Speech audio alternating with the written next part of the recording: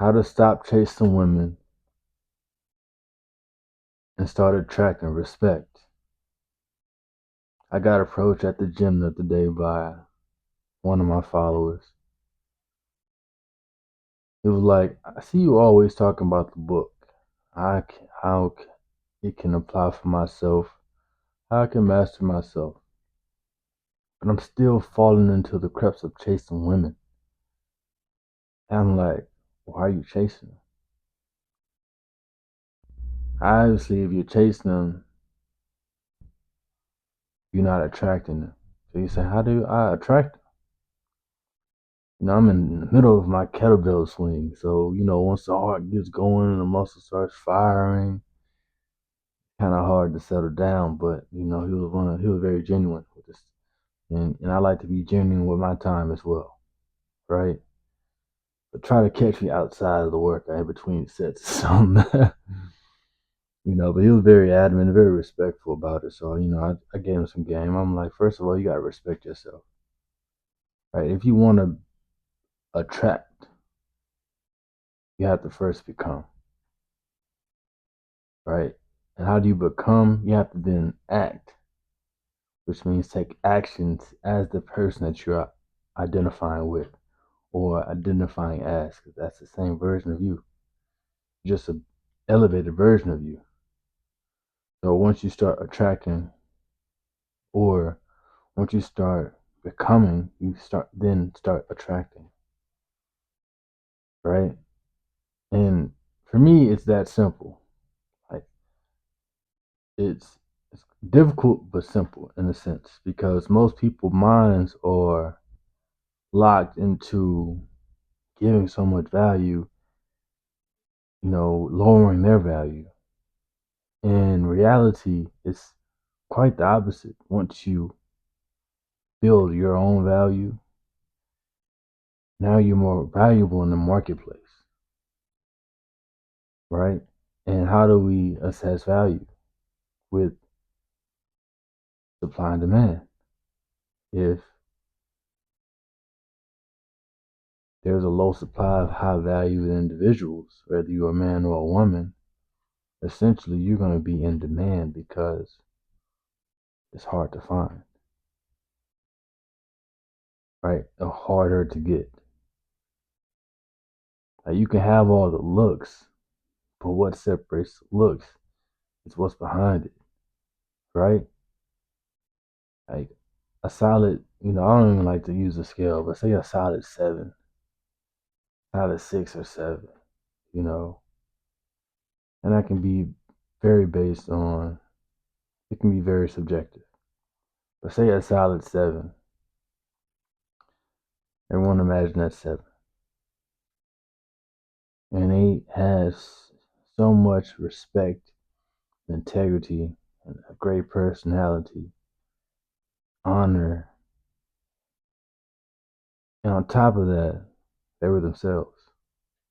So outside looking in, you see the 6 or 7, you're like, man, he or she is a 6 or 7. 6 or 7. My kids be telling me about that. And kids that I train in basketball. And you can see like, okay, that's a person that's, we're very critical as humans, especially with ourselves. So when we see someone, we kind of put them on our scale, right? Attractive, non-attractive, approachable, non-approachable, things of that nature. Like we're very judgmental creatures. So you see this person, you say, and then you finally run across them, you get to know them a little bit, and that personality, those character traits, then exudes their appearance. That attraction goes up compared to someone that's, subjectively a 10, right? And you meet them and they're an asshole right there. They're slobs, they're not that bright. They're very, very even insecure about themselves. You get what I'm saying? Whether that be male or women, I mean, a lot of women that's very, very attractive, but very, very insecure on the side of that. They're putting themselves in a box. You know what I mean? Like it's so easy because we're so self-critical. So when you run across these people and they're quote unquote tens, and you see all these flaws, and they represent their flaws rather than what they should be representing as their light, you can kind of lose attraction for that, right? And then they don't have respect for themselves. That's another thing. Like for me at least, right? So I say that to say this, once you start working on yourself and develop self-respect, you're gonna then attract people on that same wavelength, on that same journey, or even people are then start to acknowledge that, like that person has a lot of self-respect. They're very consistent. They're very disciplined in the way they dress. Very respectful how they treat people, right? These are character traits that you can just do today. Like start treating people better, right? It doesn't matter if a 10 is not paying attention, someone is. Or that 10 that you think is something like that. Like take off the makeup, take off the eyeliner, take off the eyelashes, and remove the mask, and remove all the surgeries and things of that nature. Are they still a 10? No. You know what I mean? Like they had to go through all that for them to have respect and love for themselves. But a person like you and I, we don't need all that. We have intrinsic value, right? We critique ourselves because we want to strive to be better, not because we're comparing ourselves or we're insecure. We're just striving to be better. So the person we're competing or comparing ourselves to is the person from yesterday, right? We're not comparing ourselves to the next person. So insecurities, who are these insecurities? If they're only compared to myself, right? So once you embody this respect for yourself and this honor and integrity for yourself, it exudes. Like you can carry that with you anywhere you go because it's inside you, right? This stuff that you were born with. Literally, you were born with it. Like I can buy jewelry, I can buy veneers, I can buy a hairline, I can buy an abs, I can buy whatever. I'm 6'4", but I can buy anything.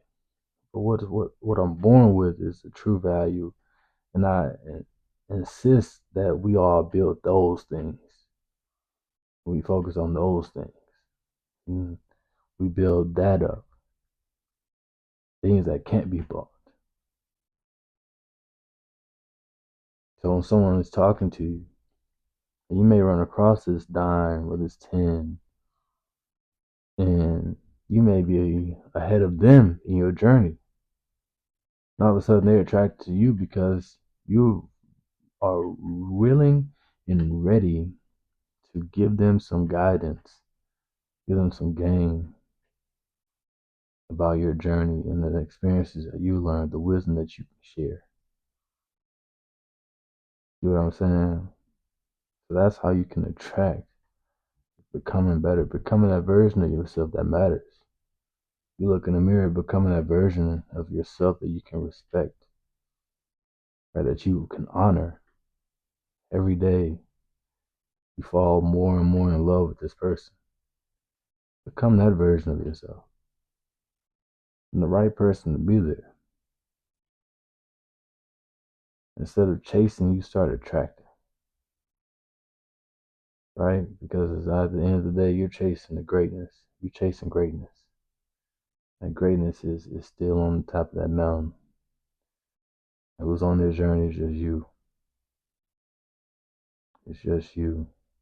You've had people in the stands probably cheering, hey, keep going. You have people in the background, people in your past, right? Or people, close friends, close relatives, that's cheering, you know. It may start with one person, it may start with an empty crowd. The higher you get, the better you become,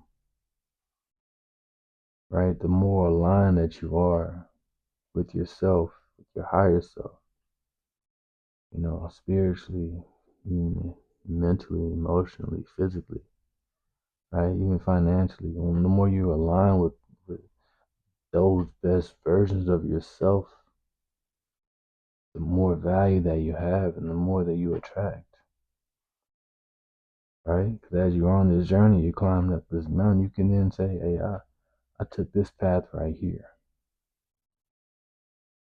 I knew not to go this way because I tried that way already. It didn't work. So I'm going to save you the time and energy and just come this way.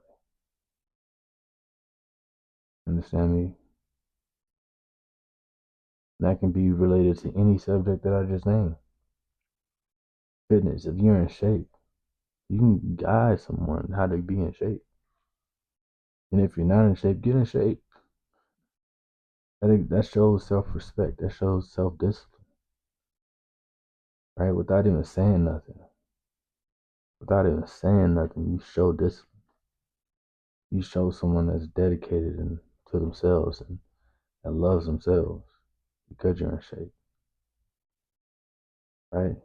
That's one discipline you can change today. That's one respect you can change today. That's one perspective you can have on life. It's just, I can manage my self-respect by getting in shape, right? It's not bought, it's built. Go build the best version of yourself. And the person that you're looking for is just inside you, just on the other side of that journey.